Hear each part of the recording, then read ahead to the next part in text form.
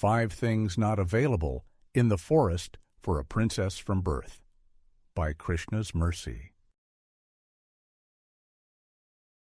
Haram cha hemasutram cha bharyaye saumya harya, rashanam chadhuna, Sita datumichhati te sakhe.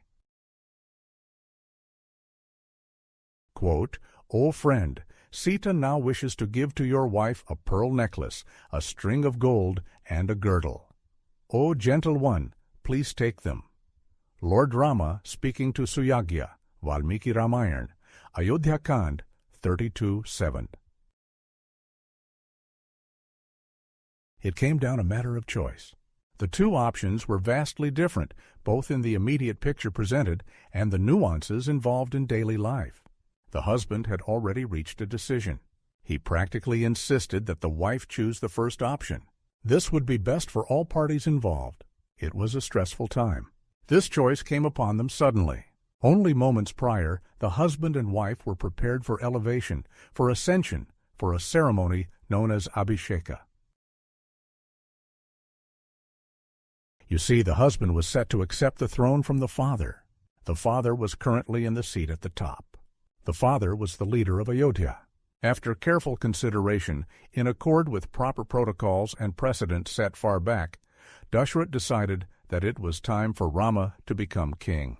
Rama was also the eldest son to Dashrath. Rama was also the favorite son to Dashrath. Rama was like the favorite son to the entire community, in fact. As quickly as the plans were made, they changed. Rama had to leave. He would not be taking the throne, at least not for now. There really was no choice for Rama's wife. Sita Devi had to stay home. At the very least, she should abide by her husband's orders. This is the way in the ideal marriage in the Vedic tradition. The husband leads and the wife follows. The Sanskrit description is Sadharm Charani. The wife is like the partner in following Dharma for the husband. Sadrisham charnurupam chakulasya tava chatmanaha sadharmacharini me tvam pranebhyopi gariyasi.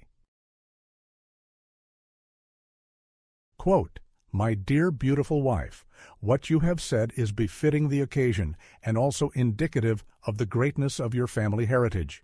You are dearer to me than my life, for you are my companion in the performance of religious duties.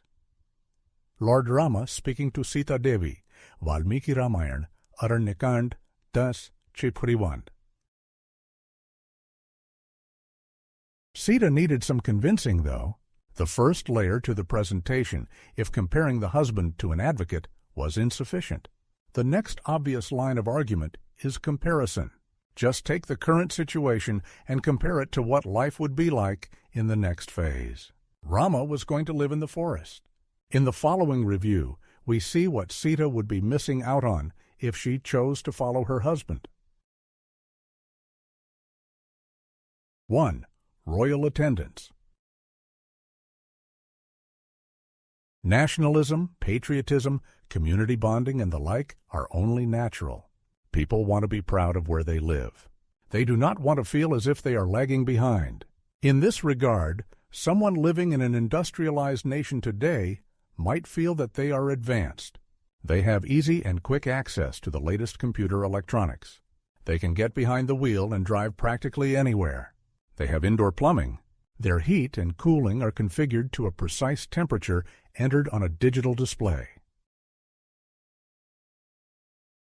Of course, for every convenience, there is an inconvenience. Trying to stay ahead of routine maintenance is difficult. Simply managing a household is a full-time job, and yet no one has time for it. There is so much stuff available that many homes are filled with junk. The stuff gathers to such a level that entire rooms are filled. You cannot see the floor. You give up even trying to dig your way out of the mess.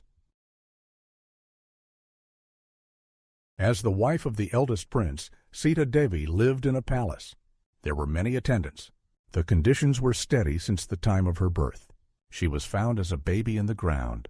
Her soon-to-be father was plowing in field in preparation for a yagya, which is religious sacrifice.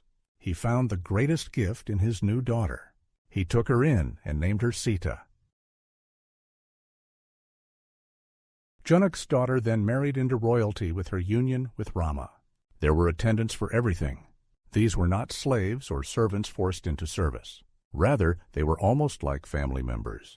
It is in the nature of the individual to serve. That is their dharma. There is nothing demeaning about seeing to the needs of the royal couple, who were well-wishers to everyone. 2. Royal attire. There would be no attendants in the forest. Sita and Rama would have to rough it, so to speak. They would have to do everything for themselves. Like a weekend camping trip, but without battery-powered electronics. No signals to warn for approaching wild animals, no external lighting source during the nighttime, no one to help clean up the home or cook the meals. Rama was leaving for 14 years. That was one stipulation in the punishment suggested by Queen Kaikeyi, who was one of Dashrath's wives. The other stipulation was that Rama had to live like an ascetic. This meant that royal attire was not allowed. The princess, who was always beautifully dressed, would have to wander about like a beggar. 3. State visits. If you live in a palace, you will likely receive visitors. There will be someone to guard the door. There is something like a check-in system in the informal sense. The visitors might also be the most important people in society, such as leaders of neighboring states. Such visits would not occur in the forest. Who would choose to venture out that far to begin with? What would be gained by visiting someone following the vow of an ascetic? Just how would Sita appropriately welcome any of her guests? There would be no one to help arrange a table, set out fine eatables and drink, or entertain. 4. Well-wishers. Sita and Rama were beloved in Ayodhya.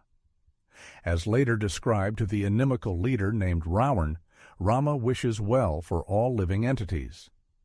Rama is gentle, though of the Kshatriya order. Imagine someone who is kind, polite, and peaceful, but also brave and relentless in providing protection. Naturally, such divine qualities would invite appreciation and well wishes.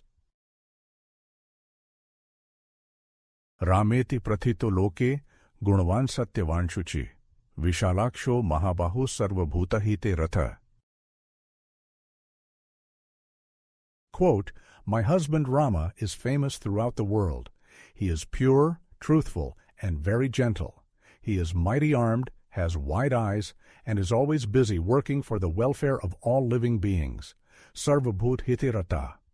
Sita Devi speaking to Ravan, Valmiki Ramayana, Ayodhya Kand, 47:11.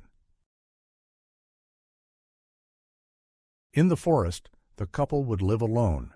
They would have to take joy from nature. They would not get to hear the latest news from the people of the town. They would not be in a situation to help with any issues, to sort out disagreements, or to weed out trouble. 5. An announcement portal. Expecting an addition to the family? A baby on the way? Just moved into a new home? Purchased the automobile you've had your eye on for months? Just cooked something amazing for the first time, from scratch after reading a recipe? At home, at least there is a way to announce news. There are people to hear the news. You can compare and contrast the different responses. You can see who is excited for you and who is not. There would be no such announcement mechanism in the forest. There would be no way to enjoy the typical interactions adults have in society. We find that Sita Devi did not find any of these deficiencies to be enough to justify staying at home. Rather, the shade of the lotus feet of her husband were enough. Rama was enough for Sita. As Lakshman later remarked, it would be like taking a fish out of water to try to live without that beloved prince of Ayodhya. Na cha Sita tvaya hina, na chahampi raghav. Muhurtmapi jivavo jalanmatsya vinodrito. Quote, "O Rama, You should know that just as fish cannot survive when taken out of water, neither Sita nor I can live without you for even a moment. Lakshman speaking to Lord Rama, Valmiki Ramayana, Ayodhya Kand, 53:31. In closing, despite conditions tough, husband considered enough. For Sita always as princess known, now forest life austere and alone. Of latest news not to be aware, no one good fortune to share. But since Rama by her side, anywhere could reside.